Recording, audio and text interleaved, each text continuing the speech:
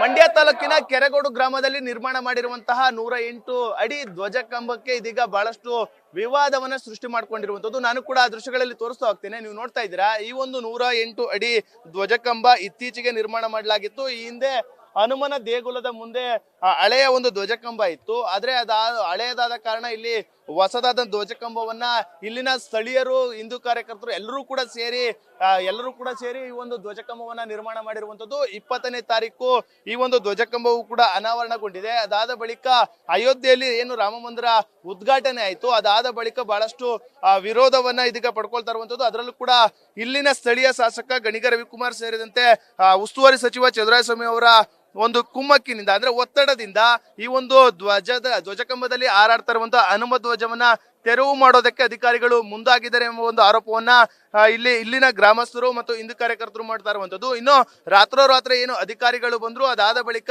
ಸ್ಥಳಕ್ಕೆ ಇದೀಗ ಮಹಿಳೆಯರು, ಗ್ರಾಮಸ್ಥರು ಎಲ್ಲರೂ ಕೂಡ ಜಮಾಯಿಸಿರುವಂತದ್ದು. ಯಾವುದೇ ಕಾರಣಕ್ಕೂ ನಾವು ಆ ಒಂದು ಹನುಮ ಧ್ವಜವನ್ನ ಇಳಿಸೋದಕ್ಕೆ ಅವಕಾಶವನ್ನ ಮಾಡಲ್ಲ ಎಂಬ ನಿಟ್ಟಿನಲ್ಲಿ ಪ್ರತಿಭಟನೆಯನ್ನ ಮಾಡ್ತಾ ಇರುವಂತದ್ದು. ಇನ್ನು ಇಲ್ಲಿ ನೋಡ್ತಾ ಇರಬಹುದು, ಮಹಿಳೆಯರು ಕೂಡ ಮಧ್ಯರಾತ್ರಿಯೇ ಈ ಒಂದು ಸ್ಥಳಕ್ಕೆ ಧ್ವಜಕಂಬದ ಬಳಿ ಜಮಾಯಿಸಿ ಪ್ರತಿಭಟನೆಯನ್ನ ನಡೆಸ್ತಾ ಇರುವಂತದ್ದು. ಅಧಿಕಾರಿಗಳ ವಿರುದ್ಧ ಆಕ್ರೋಶವನ್ನ ವ್ಯಕ್ತಪಡಿಸ್ತಾ ಇದ್ದಾರೆ. ಇನ್ನು ನೇರವಾಗಿ ಅವ್ರನ್ನೇ ಮಾತಾಡ್ಸೋಣ. ಮೇಡಮ್, ಧ್ವಜವನ್ನ ಇಳಿಸುವ ನಿಟ್ಟಿನಲ್ಲಿ ಅಧಿಕಾರಿಗಳು ಬರ್ತಾ ಇದ್ದಾರೆ, ಯಾಕೆ ಈ ರೀತಿಯ ಒಂದು ಗೊಂದಲವನ್ನ ಅಧಿಕಾರಿಗಳು? ಗೊತ್ತಿಲ್ಲ ಸರ್, ನಮ್ಗೆ ಏನ್ ಯಾರು ಇದು ರಾಜಕಾರಣಿಗಳು ಏನ್ ಮಾಡವ್ರೆ ಅಂತ ನಮಗ್ ಗೊತ್ತಿಲ್ಲ ಸರ್. ಅವರೇ ಬರ್ಬೇಕು ಈಚೆಗೆ, ಅವರೇ ಬಂದು ಹೇಳ್ಬೇಕು, ನಾವ್ ಈ ತರ ಮಾಡ್ತಾ ಇದೀವಿ, ನೀವು ನಿಲ್ಸಿ ತೆಗೀರಿ ಅಂತ ಅವರೇ ಬಂದ್ ಹೇಳ್ಬೇಕು. ಯಾರು ಅವಸ್ಕೊಂಡವ್ರೆ ಮನೆ ಒಳಗಡೆ ಹೇಳ್ಬಿಟ್ಟು ಅವ್ರು ಬಂದ್ ಹೇಳ್ಬೇಕು ಸರ್. ನಾವು ತೆಗ್ಸಲ್ಲ ಇದನ್ನ ಸರ್, ಎಷ್ಟೇ ಹೋರಾಟ ಆದ್ರೂ ನಾವು ತೆಗ್ಸಲ್ಲ ಇದನ್ನ. ನಮ್ಗೆ ಇದು ಕೆರಗೋಡಿನಲ್ಲಿ ಒಳ್ಳೇದಾಗ್ಲಿ ಅಂತ ಇದ್ ಮಾಡಿದಾರೆ ಗ್ರಾಮಸ್ಥಲಿ, ಅದನ್ನ ನಾವು ತೆಗ್ಸಲ್ಲ ಸರ್. ನಾವು ಯಾಕೆ ವಿರೋಧ ಅಂತ ಅಂದ್ರೆ ಕೇಸರಿ ಬಾವುಟ, ಕೇಸರಿ ಧ್ವಜ, ಹನುಮ ಧ್ವಜ ಅಂತಕ್ಕೆ ವಿರೋಧನ ಯಾರು ವಿರೋಧ ಮಾಡ್ತಾ ಇರೋದು ಅಂತ ಅಧಿಕಾರಿಗಳು ಹೇಳ್ತಾ ಇದಾರೆ ಅಂತ ಗೊತ್ತಿಲ್ಲ ಸರ್. ಅದು ಗೊತ್ತಿಲ್ಲ ನಮ್ಗೆ, ಎಲ್ಲ ಗೊತ್ತಿಲ್ಲ ಸರ್ ನಮ್ಗೆ. ನಾವು ಹೋರಾಟ ಮಾಡ್ತಾ ಇದೀವಿ, ನಾವು ನಿಲ್ಸಲ್ಲ. ಮೇಡಮ್, ನೀವೇನ್ ಹೇಳ್ತೀರಾ ಮೇಡಮ್? ರಾತ್ರಿ ಎಲ್ಲ ಪ್ರತಿಭಟನೆ ಮಾಡಿದಿರಿ, ಕೊರೆಯುವ ಚಳಿಯಲ್ಲಿ ಪ್ರತಿಭಟನೆ. ಬಾವುಟ ಹಿಂದೂ ಬಾವುಟ ಆರ್ಬೇಕು.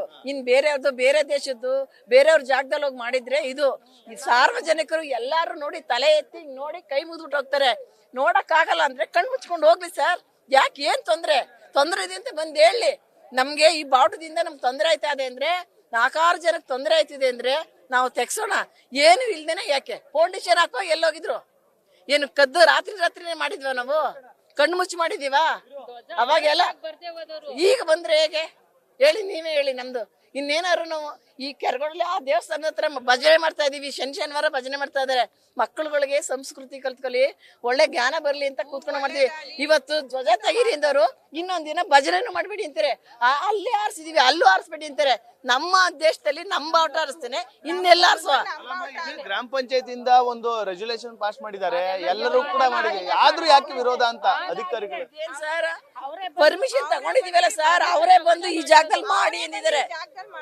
ಇಲ್ಲ ನಾವ್ ಸುಮ್ನೆ ಇಷ್ಟ ಎತ್ತರದ ಮಾಡಕ್ಕಾಗದ ಸರ್? ಕಾನೂನು ಬದ್ಧತವಾಗೇ ಮಾಡಿರೋದು, ಎಲ್ಲಕ್ಕೂ ರೆಕಾರ್ಡ್ ಇದೆ. ಈಗ ತೆಗೀರಿ. ಹೇಗ್ ತೆಗಿವ ಹೇಳಿ. ಧ್ವಜವನ್ನ ತೆರವು ಮಾಡ್ತೀವಿ ಹನುಮ ಧ್ವಜನ ಅಂತಂದ್ರೆ ನಿಮ್ಮ ಹೋರಾಟ ಹೇಗಿರುತ್ತೆ? ನಾವು ಮಾಡಲ್ಲ ಸರ್, ಮಾಡಲ್ಲ. ಹೋದ್ರು ಹೋಗ್ಲಿ ಬಿಡಿ, ಪ್ರಾಣ ಹೋಗ್ಲಿ ಬಿಡಿ. ದೇಶಕ್ಕೋಸ್ಕರ ಬೇಕಾದಷ್ಟು ಸ್ವಾತಂತ್ರ್ಯ ತಗೊಳಕ್ಕೆ ಬೇಕಾದಷ್ಟೇ ಮಾಡವ್ರೆ. ಇನ್ನು ಬಾವುಟಕ್ ಸಲುವಾಗಿ ಹೆಸರ ಹೋಗ್ಲಿ ಬಿಡಿ, ಕೆರಗೋಡಲ್ಲಿ ಸಾಯ್ತೀವಿ ಬಿಡಿ. ಇಷ್ಟು ಮಹಿಳೆಯರ ಮಾತಾಗಿರುವಂತದ್ದು. ಅಂದ್ರೆ ಯಾವುದೇ ಕಾರಣಕ್ಕೂ ನಾವು ಧ್ವಜವನ್ನ ತೆರವು ಮಾಡೋದಕ್ಕೆ ಬಿಡೋದಿಲ್ಲ. ಏನಾದ್ರೂ ಅವರು ಧ್ವಜವನ್ನ ತೆರವು ಮಾಡಿದ್ರೆ ಉಗ್ರ ರೀತಿಯಲ್ಲಿ ಎಲ್ಲರೂ ಕೂಡ ಹೋರಾಟವನ್ನ ಮಾಡಬೇಕಾಗುತ್ತೆ ಎಂಬ ಒಂದು ಎಚ್ಚರಿಕೆಯನ್ನು ಕೂಡ ಮಹಿಳೆಯರು ಮತ್ತು ಇಲ್ಲಿನ ಸ್ಥಳೀಯರು ಎಲ್ಲರೂ ಕೂಡ ಹೇಳ್ತಾ ಇರುವಂತದ್ದು. ಕ್ಯಾಮ್ರಾ ಪರ್ಸನ್ ನರ್ಸಿ ಜೊತೆ Nandish, news first, Keragodu. News first, ನಿರ್ಭೀತಿಯಿಂದ ನಿಮ್ಮ ಪರವಾಗಿ.